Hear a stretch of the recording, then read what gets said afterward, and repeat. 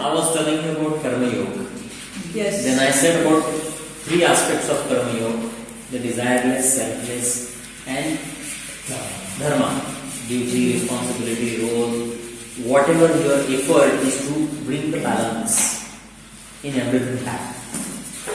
And for that, what Krishna is saying is you have to be in a state of continuous sannyas, nitya sannyas, the monkhood, the renunciation.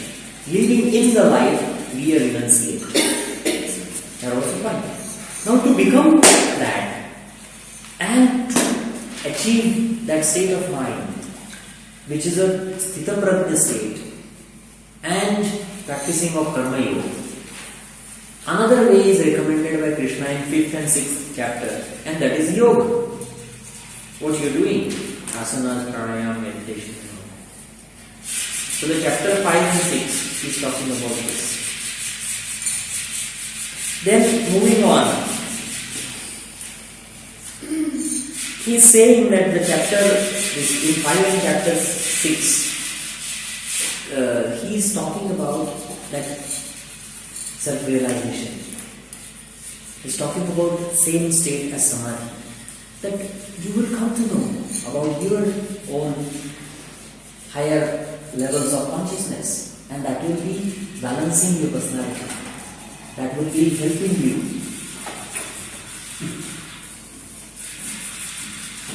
live a higher life. So first is Atma Darshan, the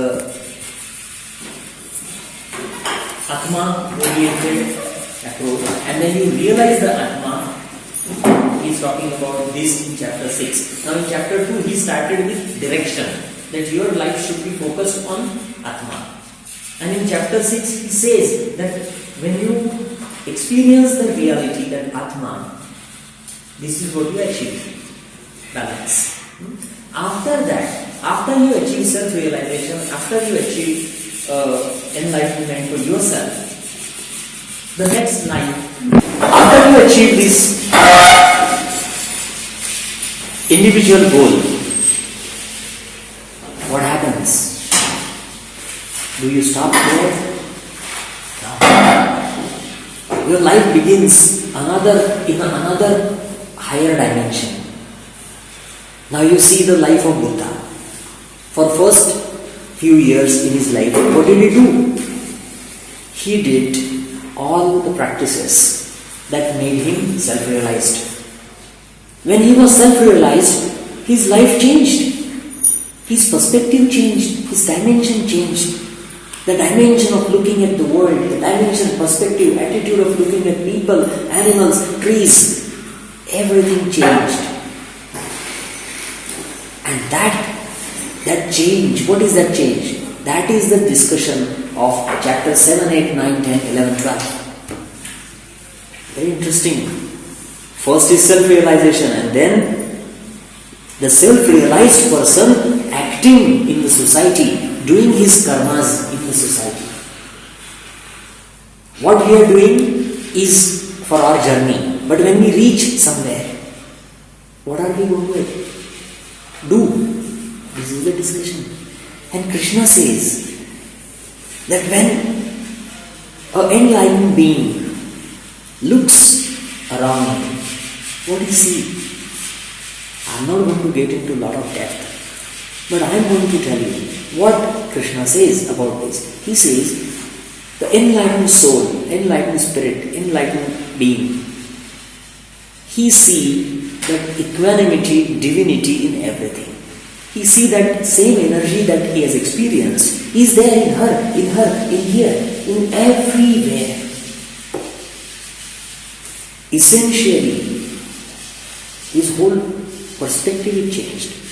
You can see that in the life of Krishna. I told you his stories. You can see that in life of Buddha. You have heard a lot of stories. How Buddha treated people. How Buddha was treating women. How he was treating different people. How he talked to an emperor. How he talked to a poor person. There was equanimity. He never said, you are a king, there is something special for you. You are a poor man, there is nothing for you. Everyone he loved equally. How that has come to his personality? It has not come because he was taught by his parents or his society or ethics and moral or his school. He was not taught in the school how to behave. That came from within. And this is what Krishna says in these chapters.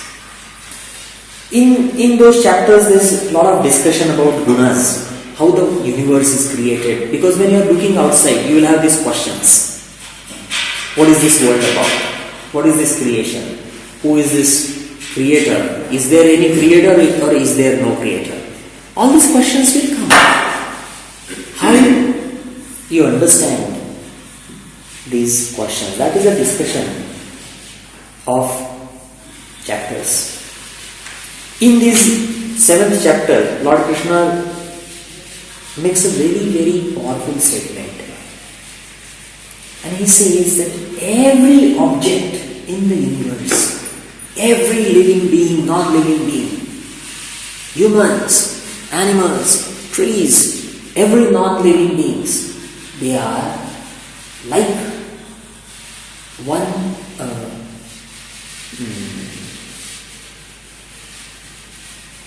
stone in the garland of gemstones. And he doesn't use, they are all part of it. He says money is a precious gem. So he says every living and non-living part is equally valuable in the whole creation. That is what you see. When you have this self-realization, if someone is giving you money, so that person becomes more important for you. And someone takes money from you, becomes not important for you. Everyone and everything is equal and valuable and precious. This is what he says. He says, Sutre Manigana Eva. The whole universe is like all gems woven in one single thread. We are all one. They all share that oneness. Next, in chapter 8, Krishna is talking about the journey. The journey of your life, from one life to another life, to another life, to another life, to another life. What is the purpose of this journey? Why are you moving from one to another, to another, to another, to another? What is the purpose of our life? The purpose of our life is to realize what is within is what is outside. I am saying something really different. My aim of my life is not to become a successful engineer. My aim of life is not to become a successful businessman. Because if I become a successful businessman, I don't feel my life is complete. I want to do something else. What is that effort that keeps driving people? That effort that drives people is all about one objective, one purpose. And that purpose is to realize what is in me is what is outside. Why you need to know that? Because you want to join. There is an inherent urge in all of us to become one. You become very happy when you become one. People go and cry together in a sad movie. But do they like to watch the sad movies? Yes. There are so many dramas of Shakespeare which are very sad dramas. Right? Sad dramas? Sad dramas. But people love it. They just go there and experience that oneness with that sadness.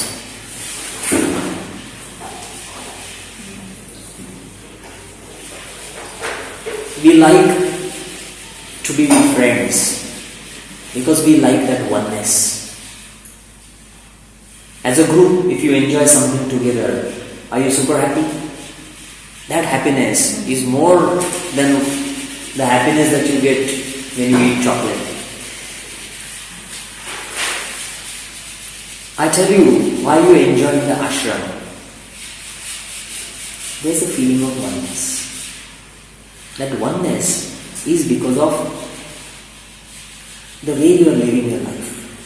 Here, you are not living a life that is for your desires. If in the ashram we start allowing, okay, you can smoke, you can drink, you can listen to music whenever you want, you can flirt, you can hang out, you can have relations. If we say that, I promise you, you will not like this place as much as you like it now. Because there is an inherent need to become one. We feel, I want to become one. Why people love someone? Because they want to feel oneness.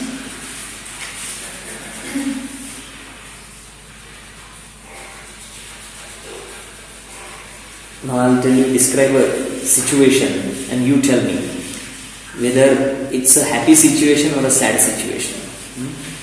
Just something interesting.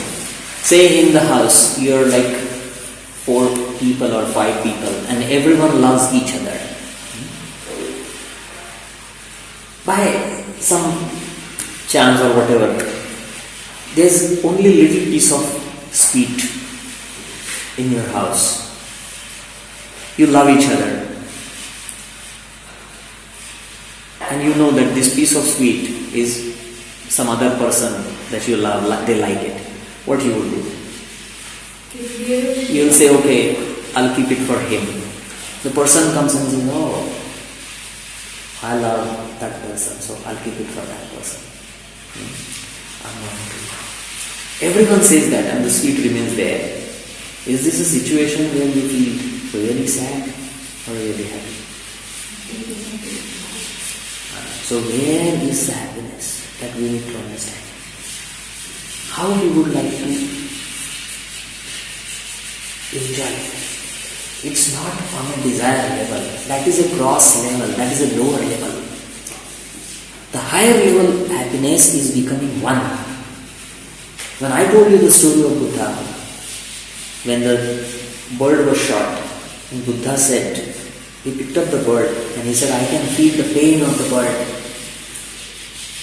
That must have been one experience that Buddha had with that bird. He didn't start crying, but he felt that pain. That oneness was something that made him do it again and again. That's why he went on to meet so many people and tried to become one with their pain and suffering. You understand? This is now the subject of discussion for next chapters. Oneness with everyone around. And that is what he calls as bhakti. When a self-realized person or individual, when he starts looking outside, what he experiences is that oneness. What Christ experienced was oneness. Why he had compassion? He had compassion because he was a realized soul. So he had already passed that chapter 6 stage. And that's how he could feel love for others. The love doesn't come just by telling. If I tell you, love everyone, is it easy? Is it that easy? It's difficult. Difficult to love. When it's your kid, you will forgive your kid for all sorts of trouble that the kid makes.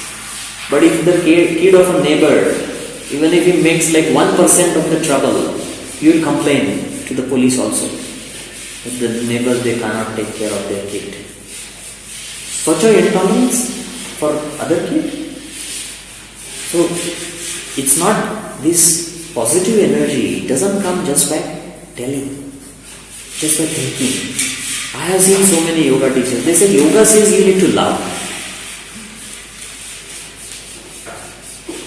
So I am loving everyone. Are you really doing that? That's a question. Or are you selectively doing it? In the name of these principles, this will become a natural expression if you have practiced yoga. And that's why we are all practicing yoga. To let these yamas and niyamas and these higher values of life become natural expression of our being. This is a very important subject of Bhagavad Gita.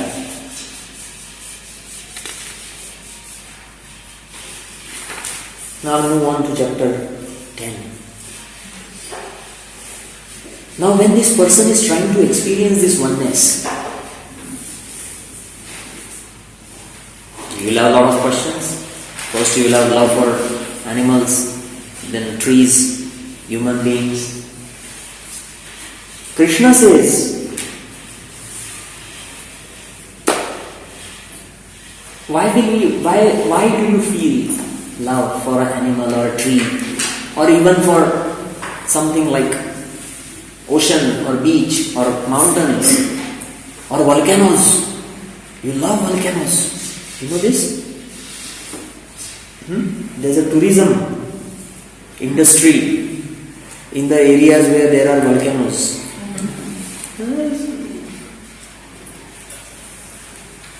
Krishna is answering that actually the divinity, the cosmic energy is in everything. And what is he saying? Me, that is Krishna. He says, the beautiful river that flows. Who is that river? It's me. The Himalaya, the great mountains. What are they? They're me. Now you have to understand this. A human being, if you think that Krishna was a human being and he says, I am a Ganga, I am a Himalaya mountain, is it possible? If you identify him with body, is it possible to accept his statement? If you accept his statement and definitely he is not the body, then who is he? That's the next question. Or who is she? We don't know if Krishna is he or she. My point is simple. God is not made someone up there, down there, here, there by Krishna. Krishna says God is a cosmic energy, consciousness, which is in everything. Even if something is not a living form, a rock, it has God. That is, it has this cosmic consciousness, a part of cosmic consciousness. Then he moves from these non-living beings to living beings. He says, I am lion in the forest. I am elephant in the forest. So he's talking about animal kingdom. Then he's talking about trees. Ashwatha Vriksha. Ashwatha is Bodhi tree. The tree under which Buddha sat down. But why Buddha sat down under that tree? Probably because it is the highest respected tree in yogic tradition. Krishna says that Ashwatha Vriksha is me. There's so many other non-living beings he is taking example. But basically he is showing us the animal kingdom, the vegetable kingdom. It's me in them. It's my energy. And who is this me? The cosmic consciousness. Who is beyond ego? Because it's everywhere. Then he goes to the human level. And what he says is very interesting. He is saying, all the human beings are me.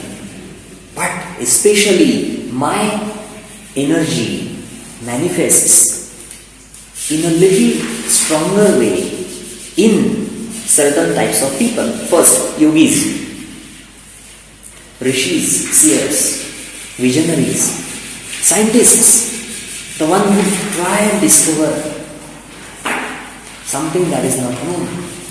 Then he even says the philosophers who don't believe in God. They are also me. He is using the name of Kapila Muni. The sage Kapil Muni is the founder of Sankhya tradition. And Sankhya tradition, Sankhya Yoga, you know Sankhya. Sankhya Darshan. You learned in 6 Darshanas, Sankhya Darshan. Patanjali believes in Sankhya.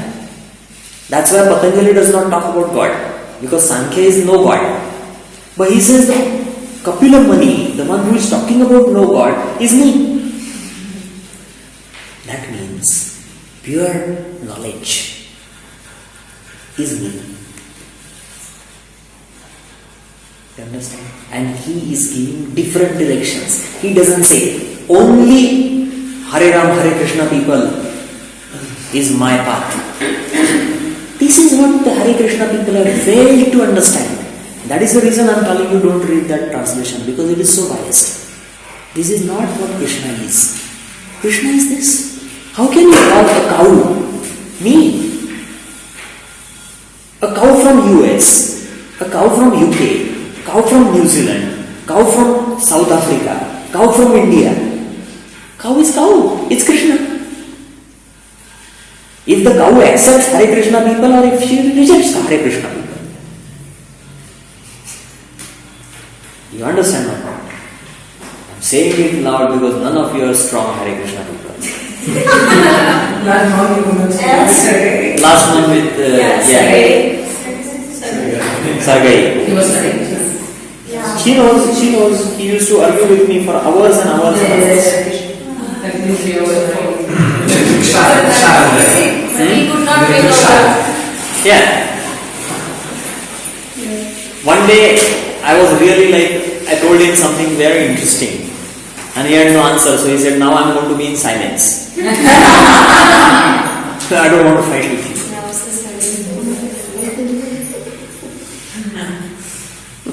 Okay. Then he says, in the warriors, I am the king. Now here you have to take a moment and understand, what does the king means to us? A king is a one who is responsible for management of a group of people. He controls part of the activities that these people are doing. See, he says, king is me. In the kings, the best of the kings, Ram is me. And in this century, Krishna is me. Krishna is himself saying, in this century, Krishna is me. Before this, Rama is me. And then Hare Krishna people say, see how great is our Krishna.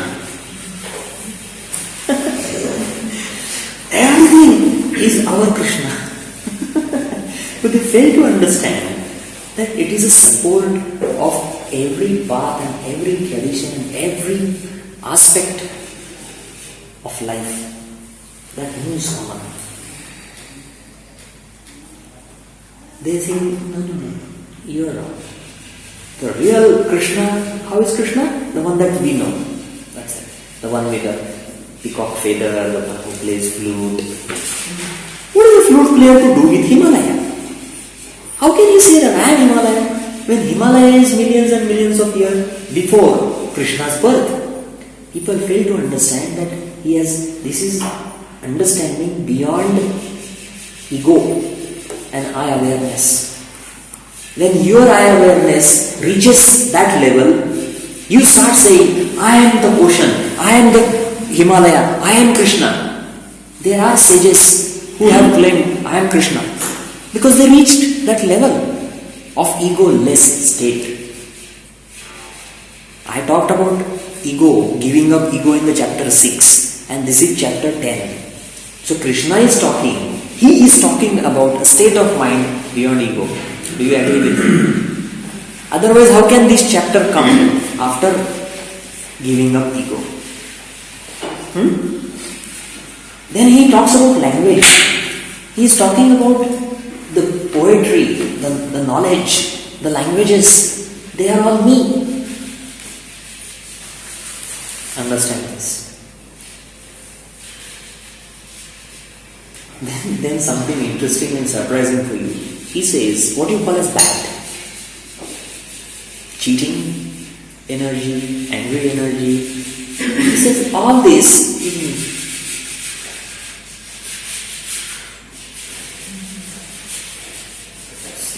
This is more than crystal clear to you. What is the form of energy?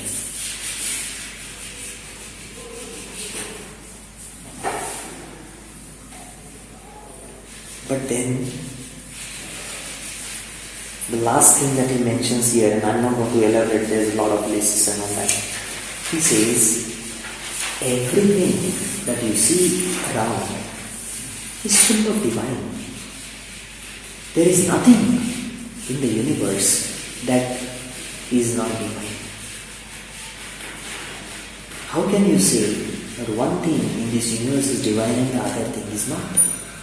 That is nonsense. How can you say one is higher, the other is lower? How can you say I am the best, you are the worst?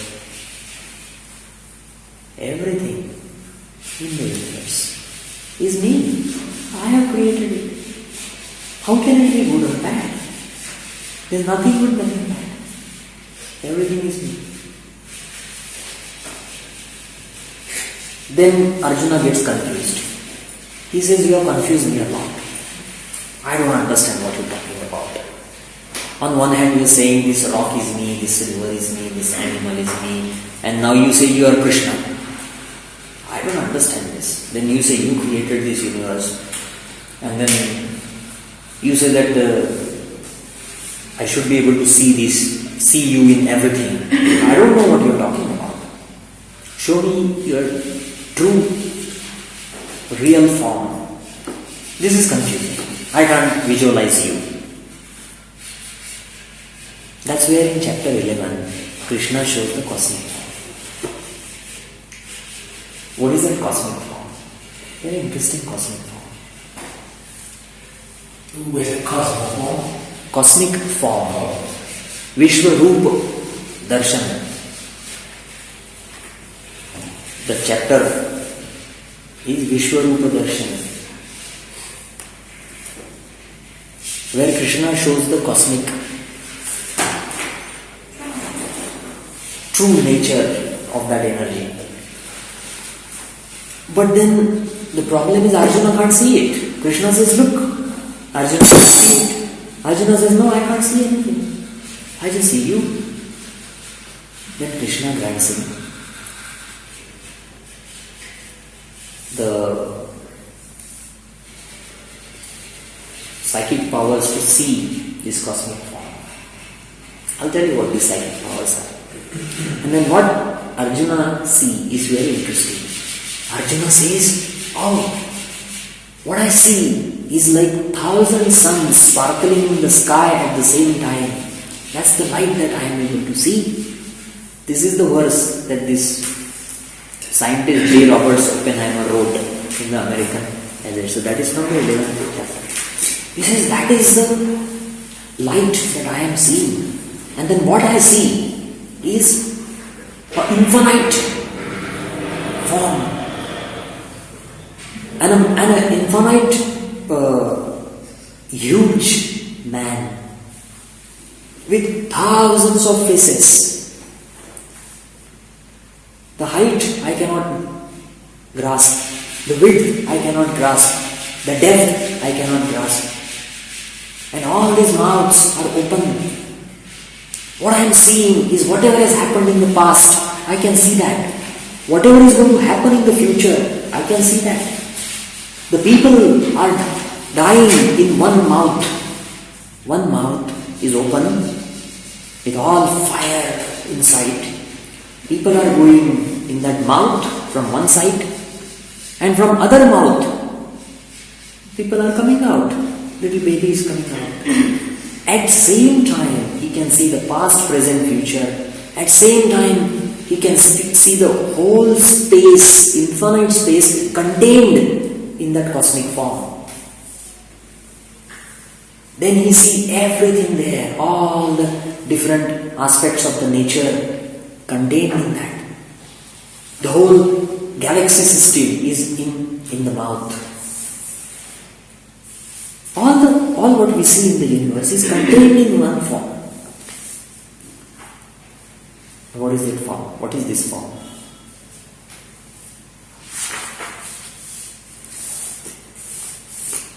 This form is nothing but in this form there are no directions. There is no east, there is no west, there is no space. It's all contained in one. Time, no, contained in one. When there is no time and no space, what is it? You had discussions with many people. That's what you call a state of meditation. Again, state of meditation where there is no time and no space. Everything together. So a comprehensive picture of life is being presented to Arjuna. And this picture of life was beyond time-space barriers. That's what yoga aims at. Patanjali's Samadhi concept is this concept, going beyond time and space. You heard yogis go into Samadhi and then they forget about everything. There's no time, there's no space. So this cosmic form is everything in one.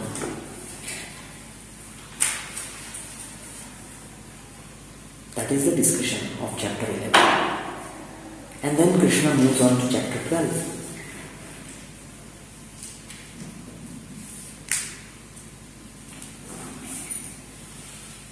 Before chapter 12, what happens is when this cosmic form is seen, Arjuna is seeing himself dying there.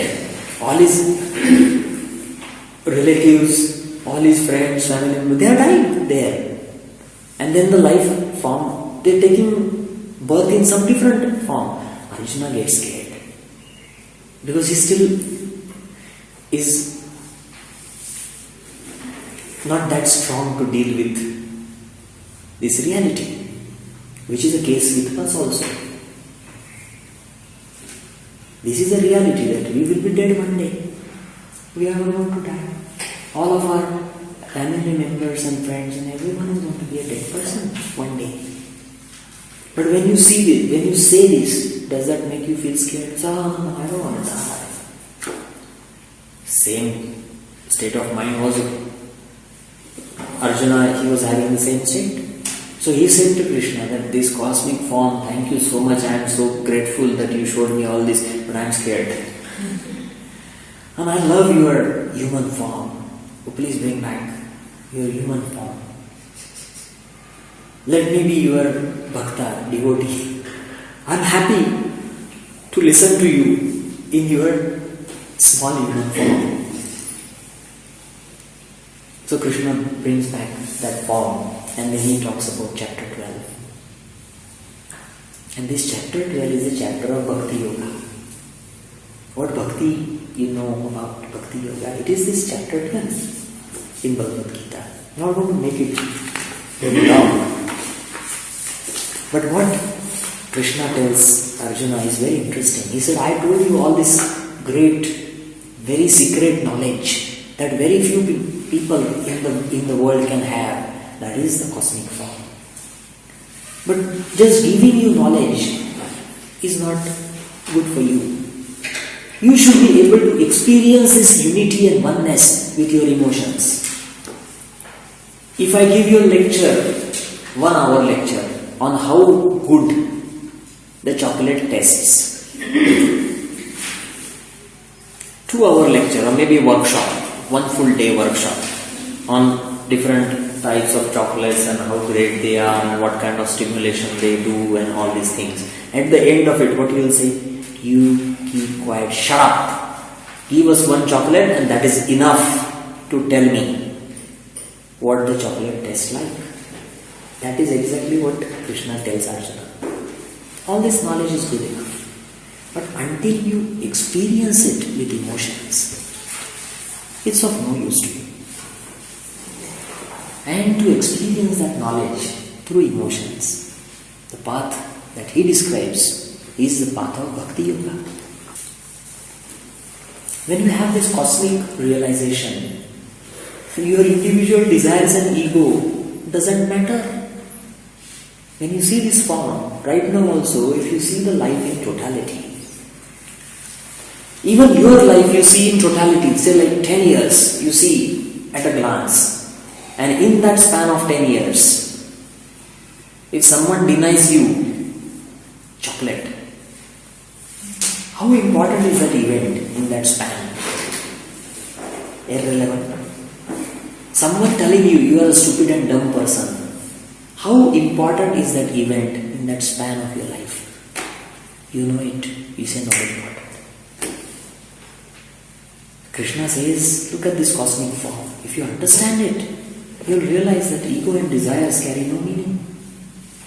A person trying really hard to save $1, earning a lot of money, what difference it makes in that span of your life or cosmic span? How important is the money in that span? Money is a very limited concept to your little society and little life. Now there is interconvertibility between money. Like dollars can be converted into rupee and rupees can be in dollars. But some time back there was no convertibility. What was the meaning you carry dollars and coming in India? So money is an imaginary, illusory power in your mind. It's not anyway. My point is something different. My point is when you look at anything with a big picture, you will come to understand what is really important in your life. Why he has shown him the cosmic form? Because when we look at the world from a very limited perspective. When you look out of the window, what is the size of the world for you? It is the size of the window. Right? When you look at the window through your glasses, what is the color of the world? It is the color of the glasses that you wear. If you are wearing red glasses, the world is red to you. If you wear the sad glasses, the world is sad for you.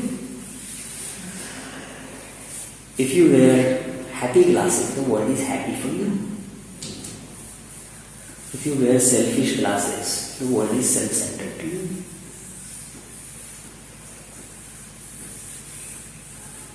Remove those when you can see everything in reality. That is the essence of the chapter 11. And the chapter 12, the bhakti that he is talking about.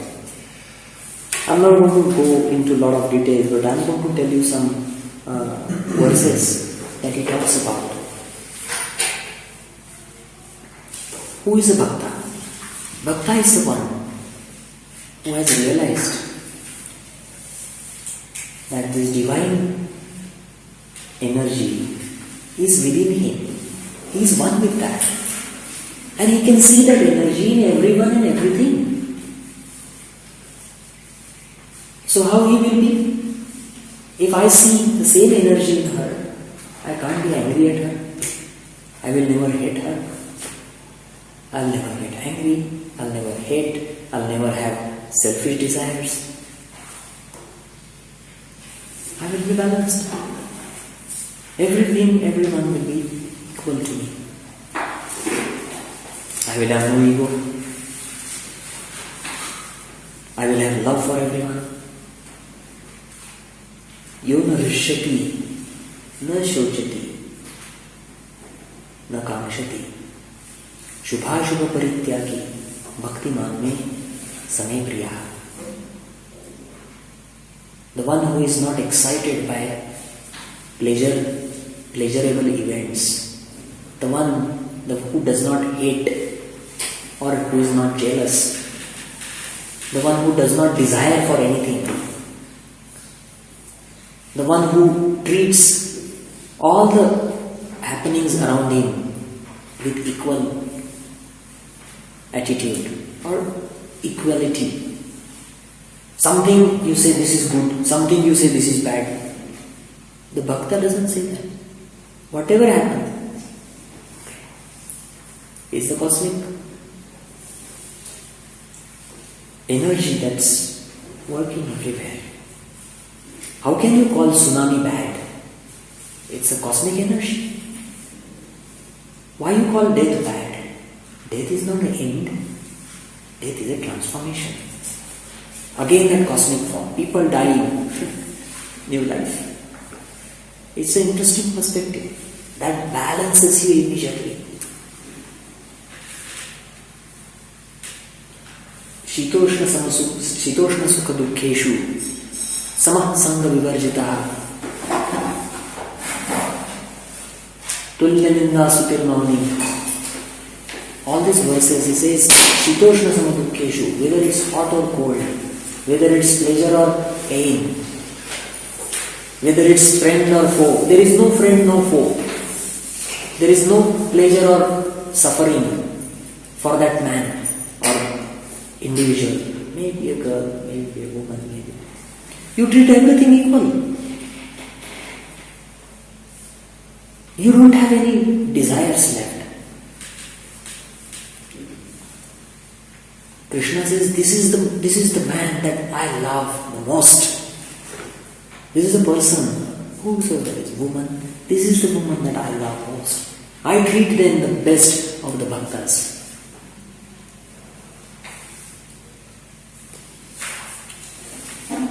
How to do bhakti? The methods are not given, but he says how to do bhakti? Try and see the energy in everything. If a tree is being cut down, you know the tree is important for the balance. If a tree is being cut down, you should feel that.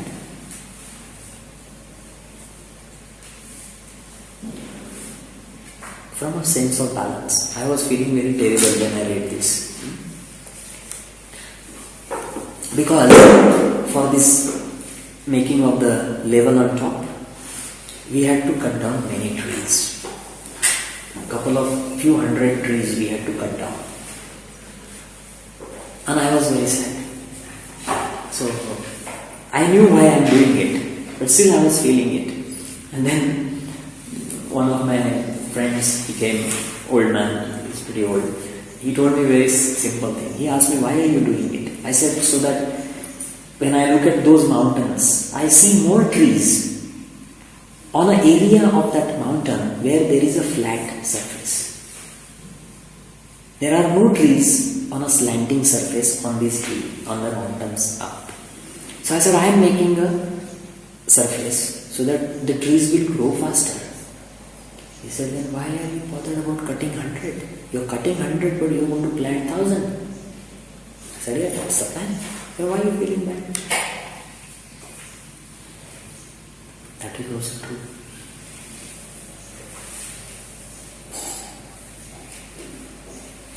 So, it's an interesting way of looking at concept of balance. But Bhakta is the one who tries to experience that state of mind by identifying himself with others. I told you the story of the sage where the dog ran away with the sweet chapati. When you were in TTC, I told you the story. This is what is the state of mind. It's the same state of mind. I think I will. Omkar is being respected with like great, in a very big way by Krishna. He says, I am Omkar in Vedas. He says, I am Omkar. So Omkar is, Patanjali says, the one who doesn't believe in God, he says Omkar is a manifestation of God. Tasya vachataha pranavaha. Tasya vachataha, Ishvara's manifestation is Omkar.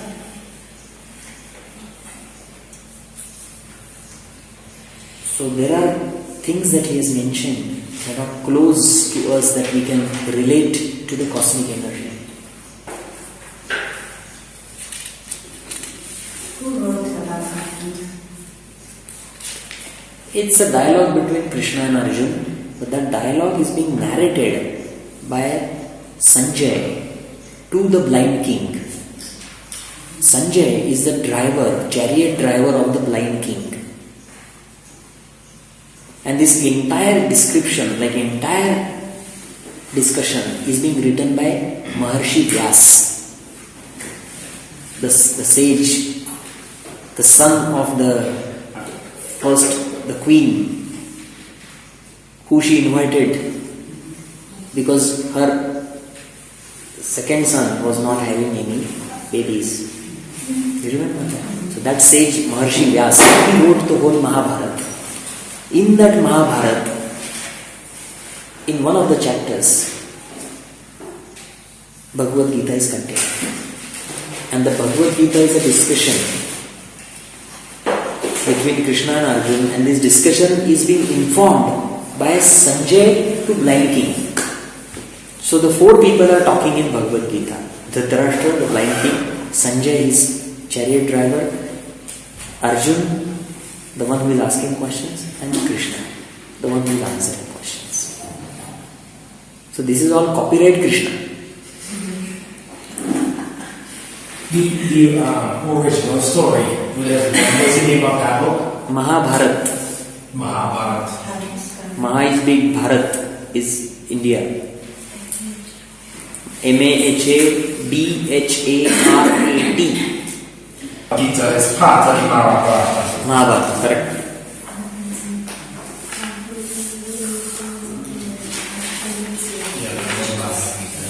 So in the next few chapters, Krishna is saying, again, he has talked a lot about Sattva, Raja and Tama, the Sattva Guna, Tama Guna and Rajo Guna. And in chapter 16, he is talking about the divine virtues and the virtues that, or the vice, right? Virtue and vice? Bad qualities. So he describes bad qualities. Ego, arrogance, aggression, selfishness and all these things. But then he says that all this come with three, which we discussed. The doors of the hell. That's there in chapter 16. Doors of the hell. What are the doors of the hell? Greed. Greed, lobha. Kama is desire. And? Kama, krodha. Krodha is anger, aggression, ego. So desire, ego and greed. These three are the doors of hell. Now understand, there is no hell as separate as per Krishna's understanding. He doesn't say there is a hell somewhere. Hell is with these three. Two people living in the same house. One has all the good qualities and the other has these three bad qualities. The one who lives with good qualities is living in heaven, and the one with the three bad qualities is living in hell. Now they are living in the same place.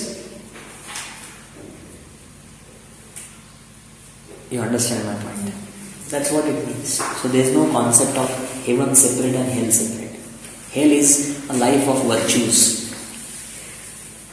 Heaven is a life of virtues, sorry. And hell is a life of sins. So this is the whole idea. And what is the journey? To acquire virtues. To acquire virtues. The whole life that we live is about acquiring virtues. And who do we worship? As you people, from your society. The culture that you carry with you. Tell me, what do you aim at? What do we what? What is the goal of your school? Good. Goal. Your goal in your life is virtues. Because you people, those who say we want money, you are the same people who have worshipped virtues all your life. Tell me if I am wrong. The person that you respect most, the person that you love most, forget about respect. Respect is a little tricky word. I don't want to put. Love most and really feel connected or really want to be with someone is the person who loves you. You don't want to be with a person who is very selfish, who has lots of desires and who is very greedy. You don't like these people. In your society, the people that you respect most are not the richest people. If it was richest people, then tell me, first 10 richest people in the world. Tell me. Right now. Forget about last year, forget about year before that, forget about year before that. How many names of kings you remember? Tell me. Richest kings, how many people you remember? In Thailand I went and everyone is crazy for their king. They all love their king. If you cannot imagine a shop, you cannot imagine a hall, you cannot imagine a place where they don't have the photograph of the king. I was curious to know about this king. I started asking them, why do you love your king? And the simple answer came, is a king is such a nice, good human being. He is helping everyone. That was the answer that I heard. Am I right or wrong? Yeah, right. He's kind of our oneness. Huh? He's kind of our oneness. You know, like if we talk to the king, we feel the same way. Like for everyone, go for every time. So it's like the point of everyone. Every time. Like oneness, you know, he's like our father basically. I really feel that. Yeah, See, I agree. she also agreed. Everyone agrees. I was shocked to see that identification with, and interestingly, if it were just that, if these Thai people, if they are just worshipping dynasty, then they should love the son of the king as well, but they hate the son of the king. To say this like maybe. Huh? Hate. Yeah, but don't like. Not like as much love as the father. Yeah. Why is The reason is because the person is so down to earth and so helping to everyone and anyone. There is a care in the approach of that king, and that care approach has made him special. So that king is an exception. But other than that, how many kings you remember? You don't even remember the presidents of your countries for last 15-20 years. You might remember current, but some people are very funny.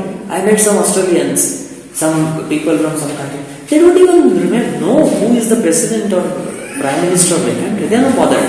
So they are all same. But do you remember Buddha? Do you remember Buddha? Why? What did he do? Did he come and help you? You remember Buddha, you remember Christ, you remember Krishna. You'll never forget Krishna in your life. I'm telling you. Take my words. I'm not trying to baptize you in the name of Krishna. I'm not trying to convert you.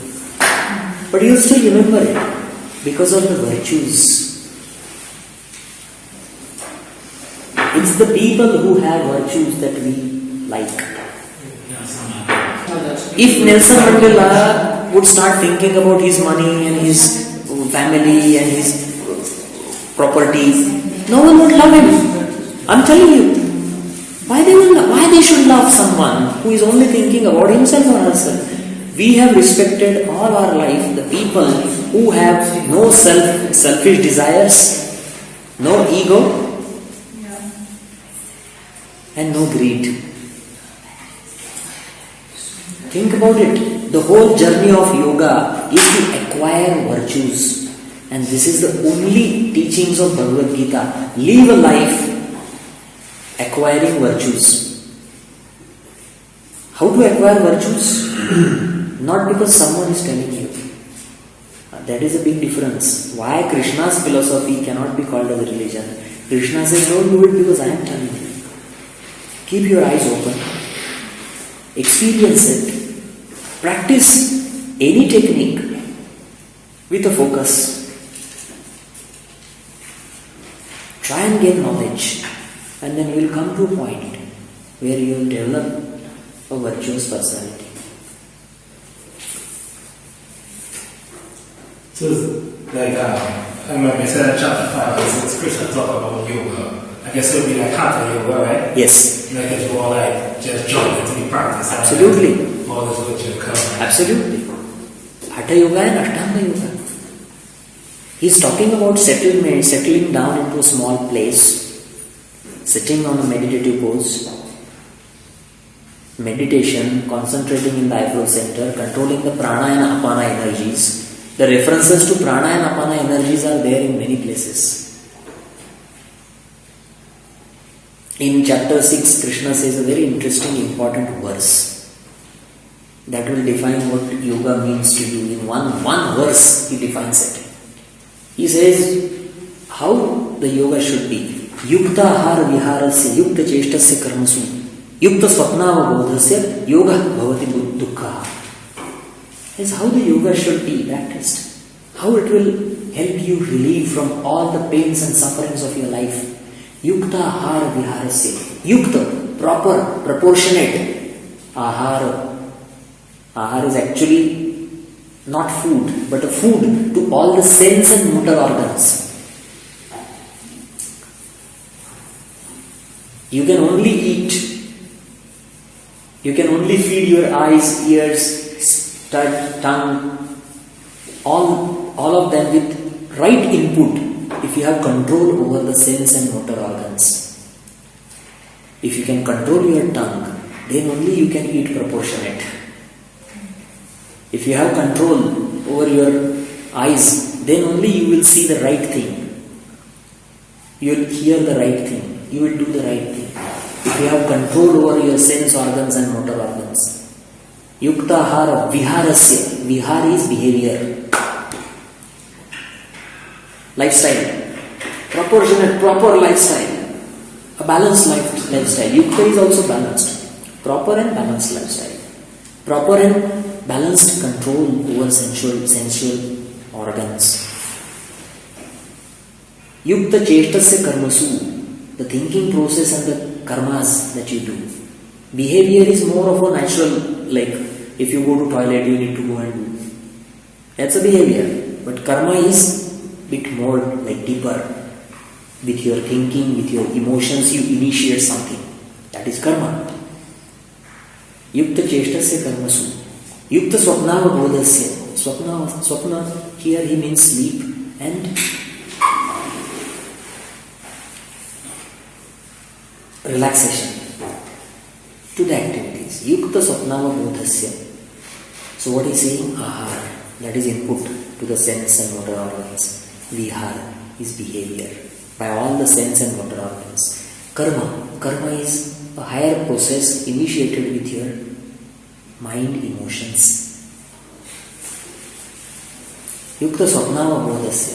Sleep, relaxation patterns. This is the way to be successful in yoga. The right direction. Very interesting verses that he talks about.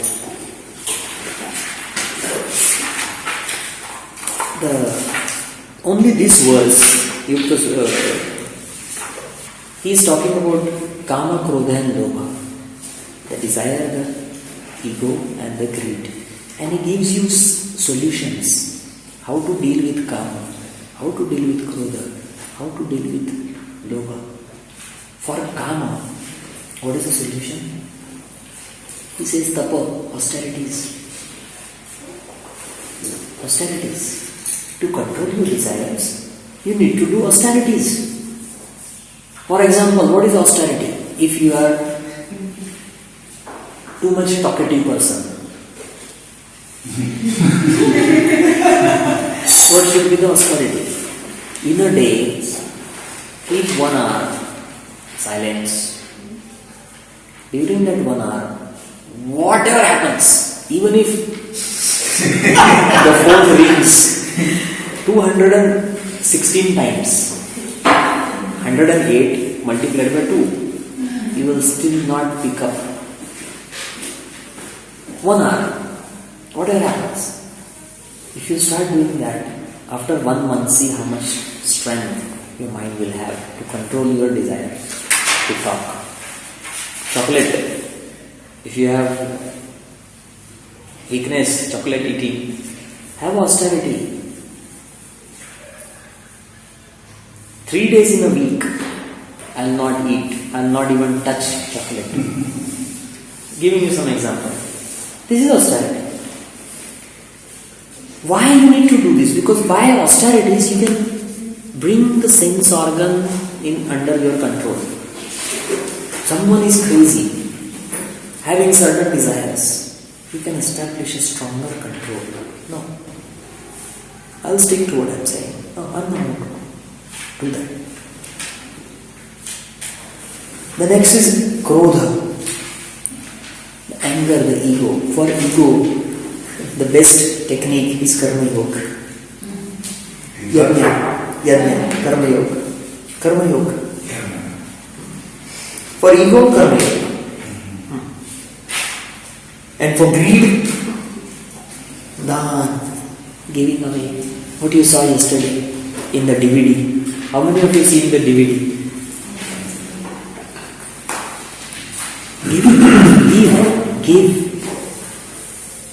Give. This is a solution for greed. If you feel really greedy, decide 10% of your income, of your earnings, you will spend for others. 10% is a figure given not by me, but by Swami Satyananda. He says start with 10%. It's not a big amount. Whatever you earn, 10% is for the society. See how the society will become. If everyone starts giving away 10%, there will be no poor person in the universe. Forget about on earth. In the universe also, on some other planet, where the aliens will live, you can feed them also. There is so much on earth. The problem is because few people want to have everything. And what do they do with that everything? The money is in the land. But how much land do you really need? If your height is 6 feet and your width is 1.5 feet, you will only need a land 6 feet by 1.5 feet. Okay, I think I should stop now. This whole diary, this is full of Bhagavad Gita notes.